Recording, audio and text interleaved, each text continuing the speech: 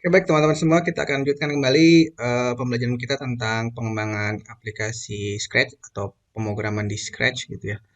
Nah, kali ini topiknya adalah konsep perulangan atau looping atau bisa juga disebut iterasi.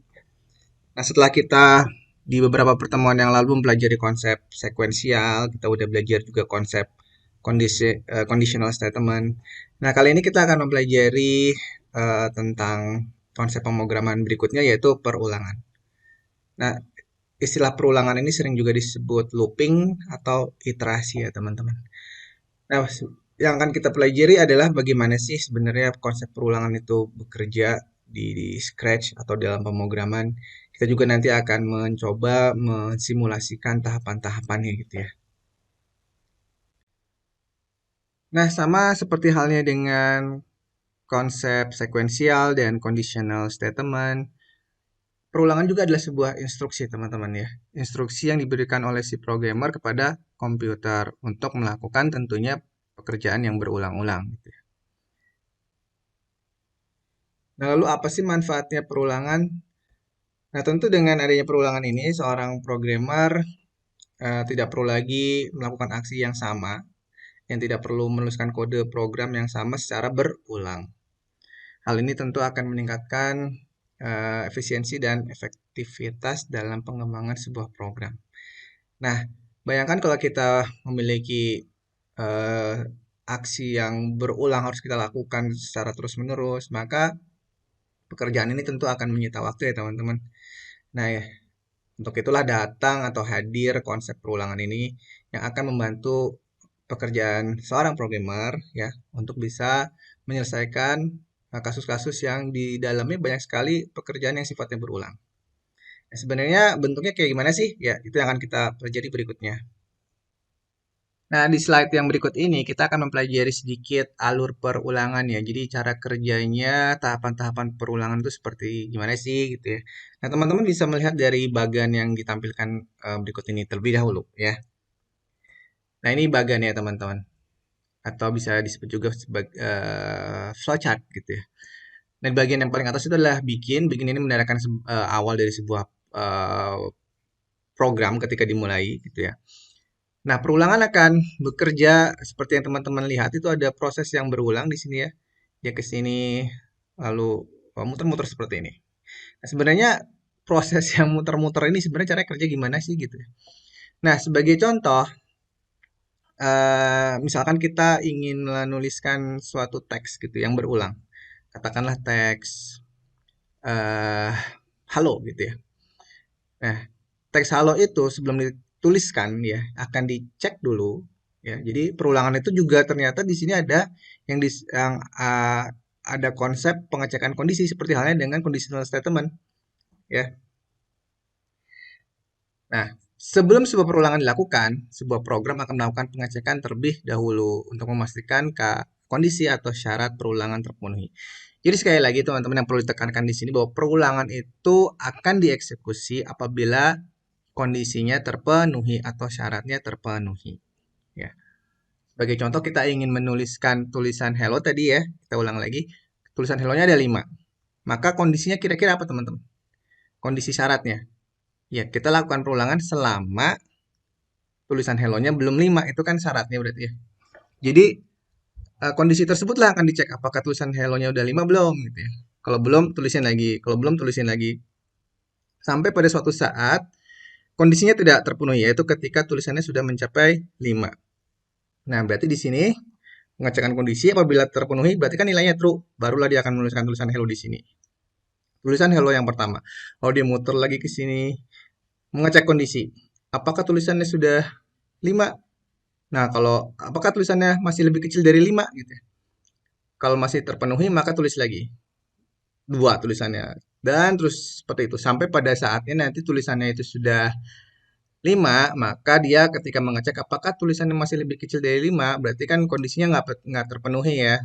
Maka ketika kondisinya tidak terpenuhi, dia tidak akan mengeksekusi bagian terus ini teman-teman, tapi yang akan dieksekusi adalah bagian false-nya. Dan selesailah perulangan tersebut. Mudah-mudahan itu bisa dipahami ya.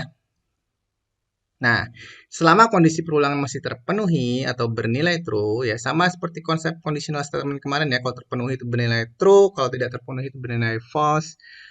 Nah, jika terpenuhi maka perulangan akan terus dilakukan. Dan begitu pun sebaliknya, perulangan akan berhenti ketika syarat kondisi sudah tidak terpenuhi atau bernilai false. Nah, ini akan disimulasikan ulang ya contoh perulangan agar lebih jelas lagi tentang kasus yang sama tadi menuliskan hello. Ini bagiannya seperti ini teman-teman. Nah, misalkan kita ingin menuliskan tulisan hello sebanyak 5 seperti ini ya teman-teman. Nah, jadi sebetulnya tulisan outputnya itu nggak langsung 5 sebenarnya. Jadi itu akan dituliskan secara bertahap. Nah, anggaplah statementnya itu adalah menuliskan hello Cirebon. Jadi statementnya adalah menuliskan hello Cirebon. Nah, ingin kita simulasikan gimana sih sebenarnya proses penulisan hello Cirebon tuh sehingga outputnya bisa menjadi seperti ini. Ada tulisannya ada 5 gitu ya. Nah, sebenarnya yang akan dilakukan adalah eh dia akan melakukan proses pengecekan pada counter perulangan. Jadi perulangan itu ada counternya teman-teman. Eh, counter itu perhitungan gitu ya. Perhitungan yang sifatnya increment, nilainya terus naik. Kalau satu, berarti dua, tiga, dan seterusnya. Jadi counter. Ya. Nah, counter itu pada awalnya akan bernilai satu, gitu ya. Akan bernilai satu. Nah, counter itu akan dicek. Apakah counternya masih lebih kecil atau sama dengan 5? Karena nilainya awalnya adalah satu, maka hasil pengecekannya bernilai true. Karena hasil pengecekannya bernilai true, barulah statement ini akan dieksekusi dan hasilnya adalah menuliskan output di layar, misalkan Hello Cirebon. Nah, sebetulnya yang akan dituliskan pada awalnya baru satu. Nah, karena ini adalah sebuah perulangan, maka kode program akan kembali lagi ke sini gitu dan dia akan mengecek lagi. Nah, tapi sebelum mengecek, counter itu akan mengupdate nilainya yang tadinya satu sekarang menjadi dua gitu. Setelah dia menuliskan statement yang tadinya satu akan menjadi dua.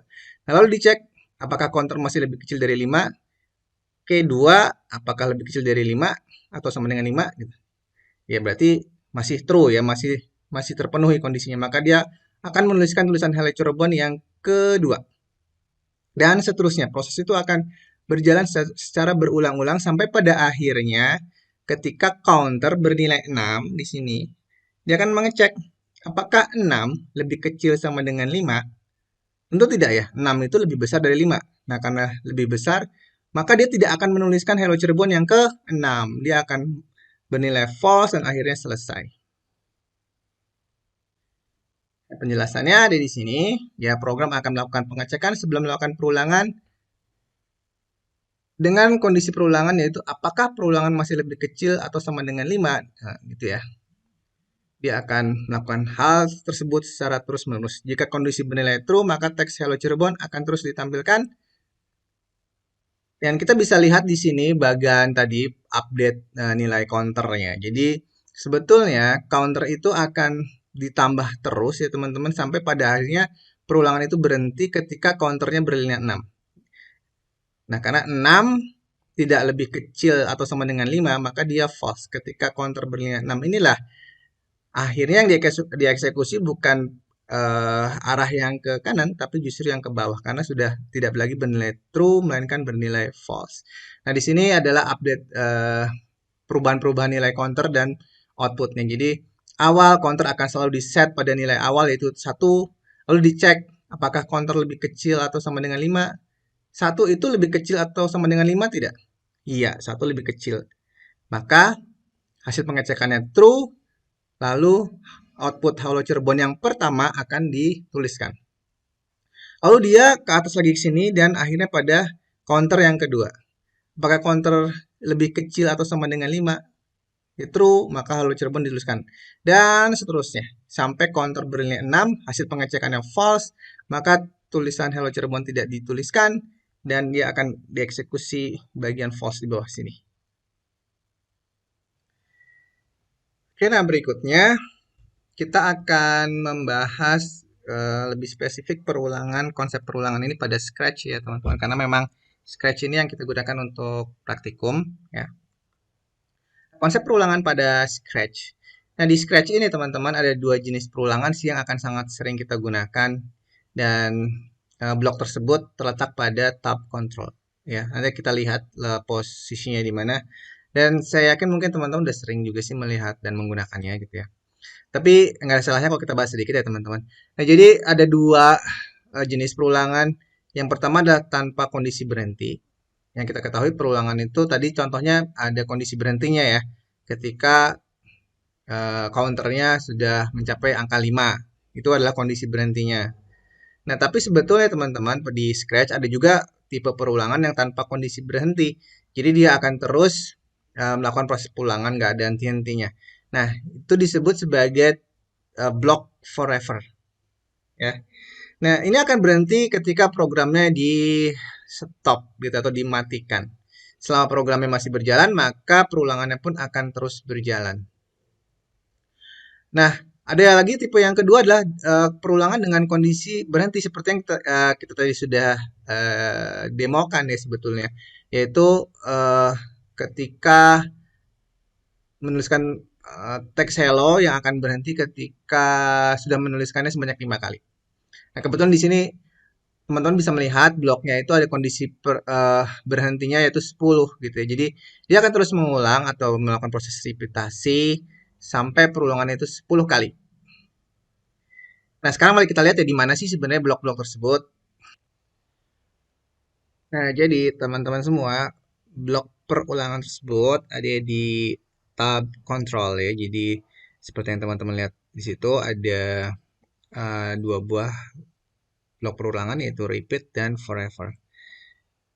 Forever ini dan repeat. Ya, kalau forever seperti yang sudah dijelaskan tadi, dia akan melakukan proses perulangan secara terus-menerus. Sedangkan kalau yang repeat ini, dia akan melakukan perulangan sebanyak nilai parameter yang kita tentukan di bagian sini. Nah, sebetulnya dari beberapa pertemuan sebelumnya kita sudah sangat sering ya berinteraksi dengan blok ini gitu ya. Bahkan kita sudah sangat sering menggunakannya dalam membuat game-game yang kita coba kembangkan gitu ya. Tapi kalau nggak salah ya, kita hanya misalkan sebatas pada mengimplementasikan pergerakan motion ke depan gitu ya atau eh, gerak naik turun dan sebagainya gitu. Tapi sebetulnya ini bisa digunakan dari sekedar menjalankan sprite ataupun menggerakkan eh, pergantian pergantian kostum gitu ya. Nah, kita akan coba demokan gitu ya, bukan demokan ya.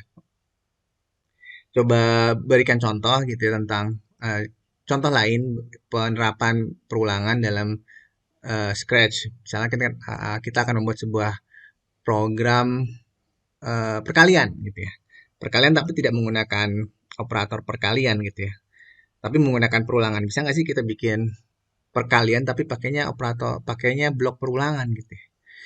Tentu bisa teman-teman, karena konsepnya perkalian itu sebenarnya juga perulangan.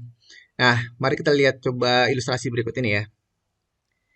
Nah, kita ingin coba mensimulasikan proses perkalian, tetapi dengan menyelesaikannya itu dengan melakukan proses penjumlahan gitu. Sebagai contoh gini ya teman-teman, kita ingin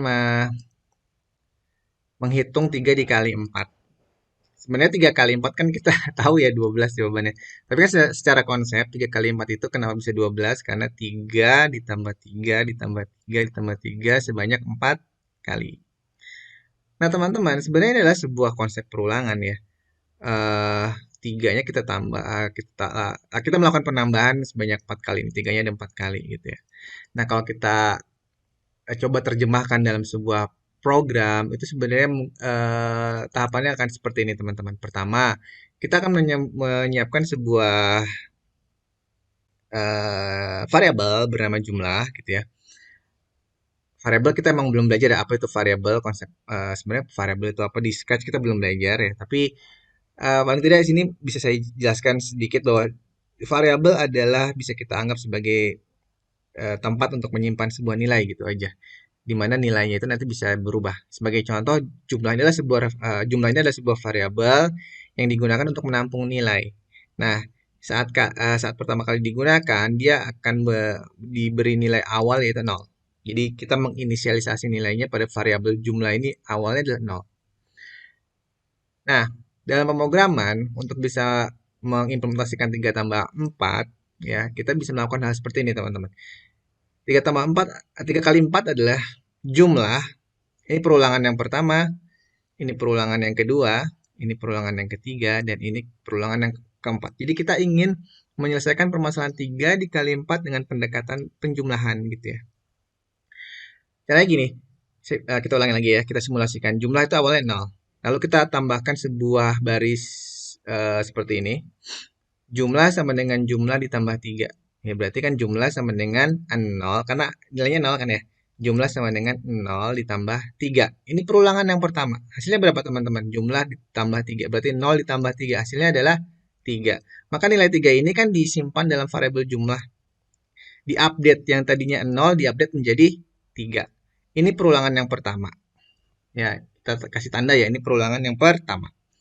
Nah, lalu di perulangan yang kedua, jumlah sama dengan jumlah ditambah 3 lagi. Karena sifatnya perulangan, maka statementnya harus sama. Namanya juga perulangan gitu. Kalau statementnya beda itu bukan perulangan.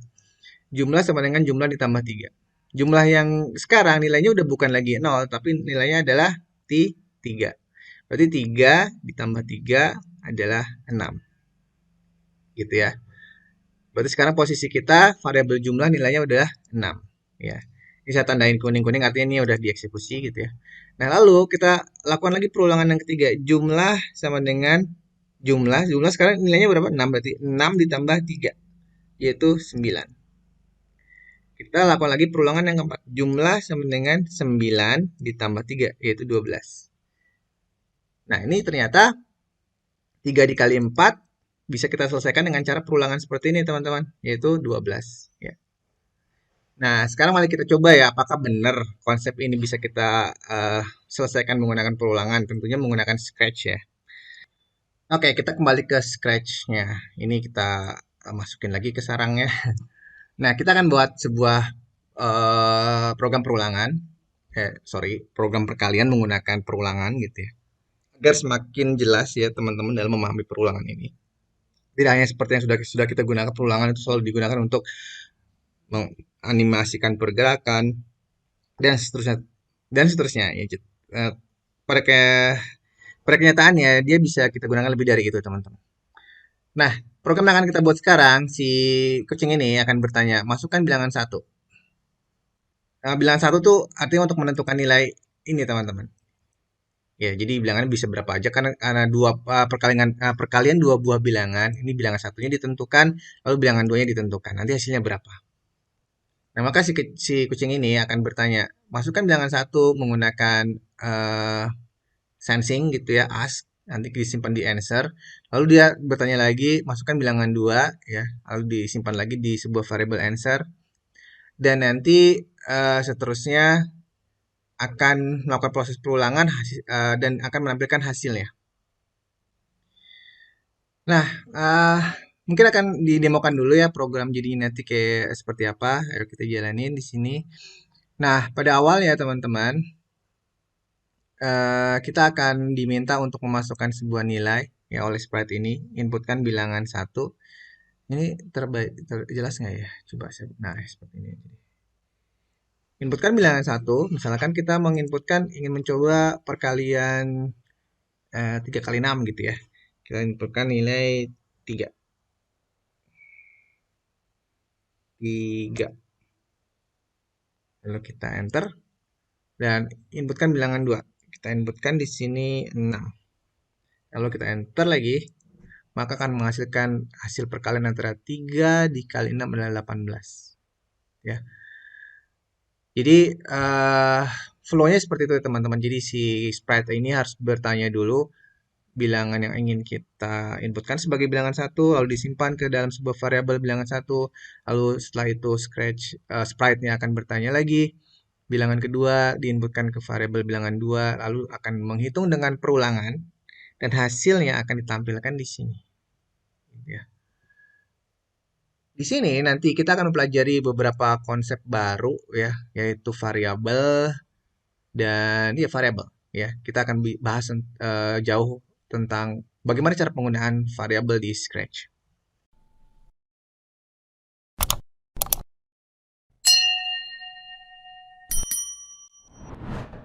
Oke, langsung aja ya teman-teman, kita buat project baru di sini. Kita beri nama projectnya misalkan demo perkalian dua bilangan. Oke, seperti tadi yang sudah didemokan di awal, bahwa yang kita harus lakukan pertama kali adalah menampilkan tulisan masukkan atau inputkan bilangan satu. Nah, tentunya kita tambahkan dulu event dari when flag click. Ya, lalu ask question itu ada di sensing seperti ini. Ya, ini kita zoom aja biar lebih jelas terlihat. Ya. Ini kita tuliskan inputkan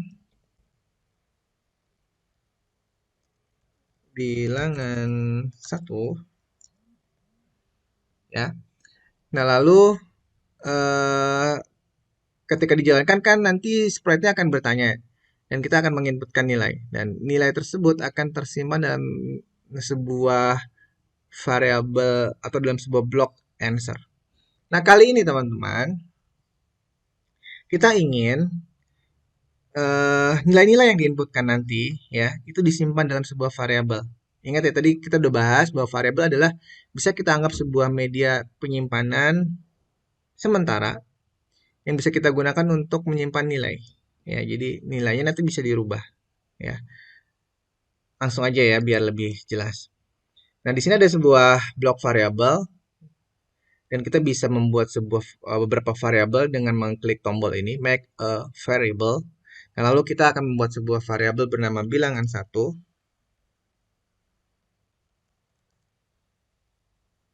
Oke. Ya. Nah, lalu kita akan gunakan apa namanya? Kita akan gunakan variabel ini untuk menyimpan nilai yang diinputkan oleh user. Jadi seperti ini nantinya. Jadi set bilangan satu to answer. Kita simulasikan ya sekarang ya, kita simulasikan. Kita sudah punya sebuah variabel bernama bilangan satu. Tadi kan kita udah deklarasikan bilangan satu. Ya. Nah, lalu when flag click. Berarti ketika tombol flag diklik. Nah, lalu ask inputkan bilangan satu itu akan muncul di sini. Inputkan bilangan satu. Lalu ketika kita menginputkan misalkan angka berapa ya?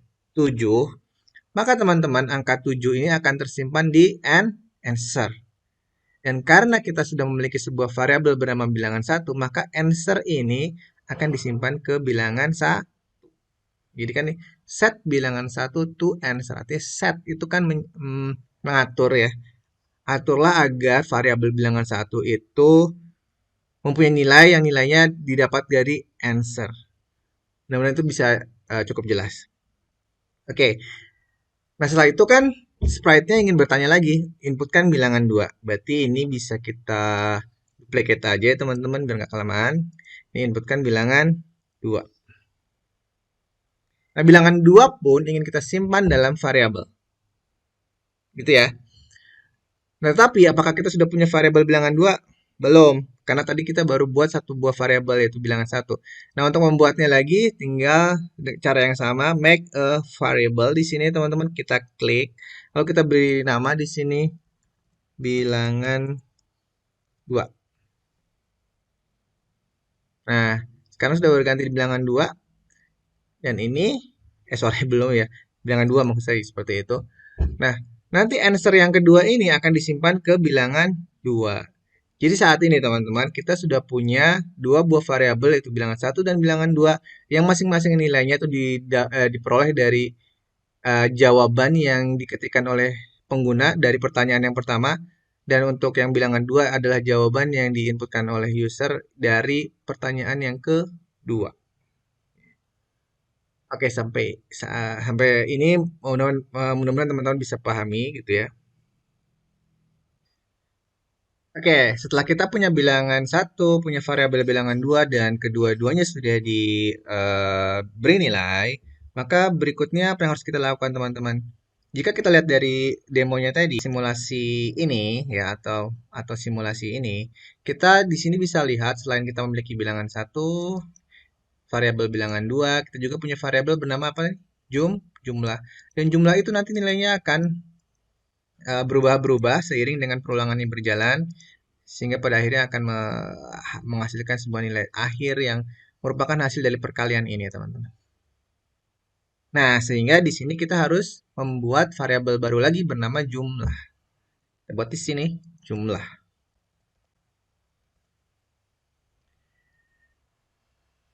Oke, berbeda dengan variabel bilangan satu dan bilangan 2 yang kita inisialisasi dengan nilai yang diinputkan oleh user. Untuk jumlah ini, nilai awalnya adalah 0, teman-teman. Ya. Seperti yang kita lihat di sini, jumlah akan berisi nilai 0 pada awalnya. Oke, langsung aja kita berikan nilai awal pada variabel jumlah dengan menggunakan perintah ini, set ya, set jumlah 0. Nah, setelah itu variabel jumlah ini akan kita update nilainya melalui perulangan. Oke, kita langsung saja deklarasikan variabel jumlahnya. Maaf, maksud saya, nah kita eh, mulai blok perulangannya yang ada di sini, di kontrol lalu ke repeat. Nah, di bagian sini teman-teman harus perhatikan, harus cermati dengan baik-baik, karena repeat ini memiliki parameter. Ya, parameter ini berisi berapa banyak perulangan itu akan terjadi, gitu ya. Nah, kita pikirkan terlebih dahulu, sebenarnya ini akan terjadi berapa kali perulangan sih? Nah, mari kita lihat lagi dari bagian simulasi ini ya teman-teman. Jika kita punya kasus 3 dikali 4, maka yang akan menjadi banyaknya nilai yang akan mengindikasikan banyaknya perulangan itu adalah di bilangan yang kedua kan ya. Kita menambahkan 3 sebanyak 4 kali. Lakukan proses ini sebanyak 4 kali. Nah, kalau perkaliannya adalah 3 dikali 5, maka ini pun akan terjadi sebanyak 5 kali.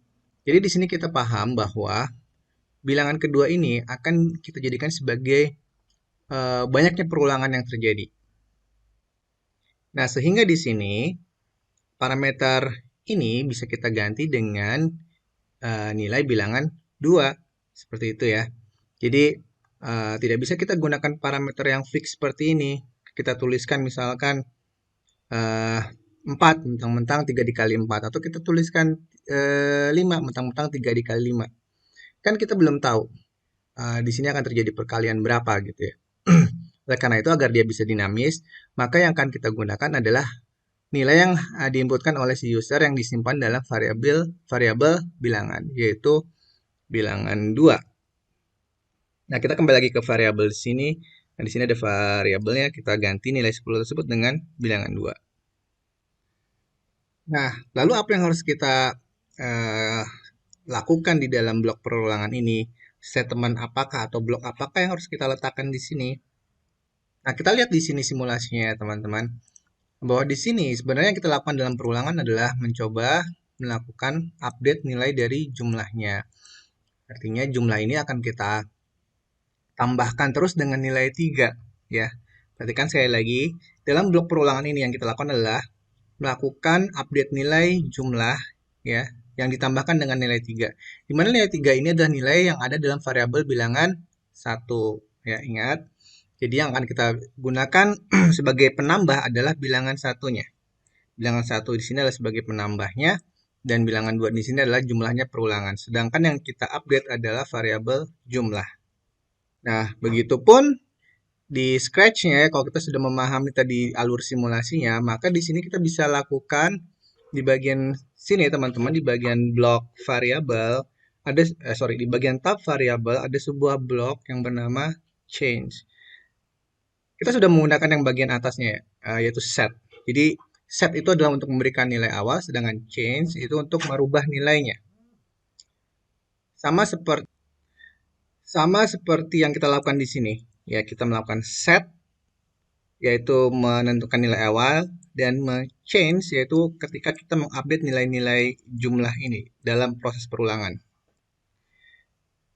Nah, begitu pun yang kita lakukan di sini ya, set ini kita memberikan nilai awal, kita berikan nilai awal, dan ini kita berikan nilai awal. Sedangkan untuk merubahnya, kita tidak bisa lagi menggunakan set, tapi kita gunakan chain. Chain di sini yang kita ingin update apanya teman-teman tadi? Yuk kita lihat lagi ya. Yang ingin kita update adalah jumlahnya. Jumlah itu akan kita update dengan menambahkan dengan nilai 3. 3 itu adalah bilangan 1. Jadi yang kita update adalah jumlahnya, yang kita gunakan sebagai penambahnya adalah bilangan 1. Berarti di sininya pun harus kita ubah. Change-nya bukan bilangan 1, justru adalah jumlah. Nah, sedangkan yang jadi penambahnya barulah bilangan 1. Seperti ini teman-teman. Nah, seperti itu ya. Nah, sekarang kita lihat apakah benar proses ini sudah bisa menyelesaikan permasalahan perkalian yang kita lakukan di sini. Kita buktikan saja dengan cara menampilkan hasilnya. Nah, hasilnya bisa kita tampilkan dengan say gitu ya. Di sini ada di blok looks ada say, cuma yang kita tampilkan bukan hello-nya, tetapi nilai akhir dari variabel jumlah yang sudah diupdate tersebut. Berarti ada di variabel, lalu ada jumlah. Seperti ini. Nah, sekarang mari kita tes ya, apakah kucingnya, kucingnya ini udah pinter atau belum ya. Kita tes, kita perbesar dulu aja biar lebih jelas. Oke, kita jalankan teman-teman. Nah, di sini misalkan kita ingin melakukan perkalian berapa kali berapa ya. Misalkan kita coba yang gampang dulu, 6 kali 2, 6. 6 ya. Ini kurang jelas ya teman-teman. Terlihat apa enggak? Ini jelas angka 6 di sini ya. 6 lalu kita enter. Nah, di sini bilangan 1 jadi angka 6 ya. Lalu kan dia minta bilangan 2. Nah, bilangan 2 misalkan 4. Nah, ini kita juga zoom untuk membuktikan bahwa ini adalah benar angka 4 gitu ya. Nah, lalu kita enter. Nah, maka hasilnya 6 dikali 4 adalah 24. Dan dia pun si kucingnya menampilkan hasilnya 24. Oke, kita coba lagi. Barangkali, ini hanya kebetulan saja ya. Barangkali sebetulnya masih belum benar. Kita coba ya. Berikutnya misalkan mau berapa kali berapa teman-teman? 8. Kita kalikan dengan misalkan yang besar 7 gitu ya.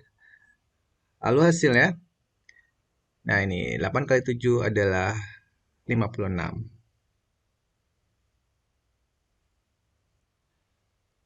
Oke, itu teman konsep dasar dari sebuah perulangan. Jadi kita udah bahas materi perulangan dan kita udah mensimulasikannya dalam bentuk tadi Excel ya. Dan kita juga sudah mengimplementasikannya dalam perulangan di Scratch ini.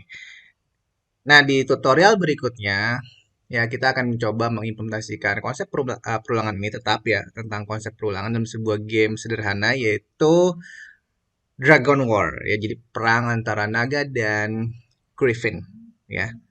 Gamenya nggak terlalu kompleks ya teman-teman, hanya saja mungkin ini agak berbeda dengan biasanya karena nanti kita akan memiliki sebuah apa namanya musuh atau enemy yang bisa kita lebih seru-seruan dalam bermain ya. Jadi kita mengendalikan dragonnya dan kita punya enemy yang harus kita kalahkan. Oke, terima kasih. Kita jumpa lagi di video tutorial berikutnya. Wassalamualaikum warahmatullahi wabarakatuh.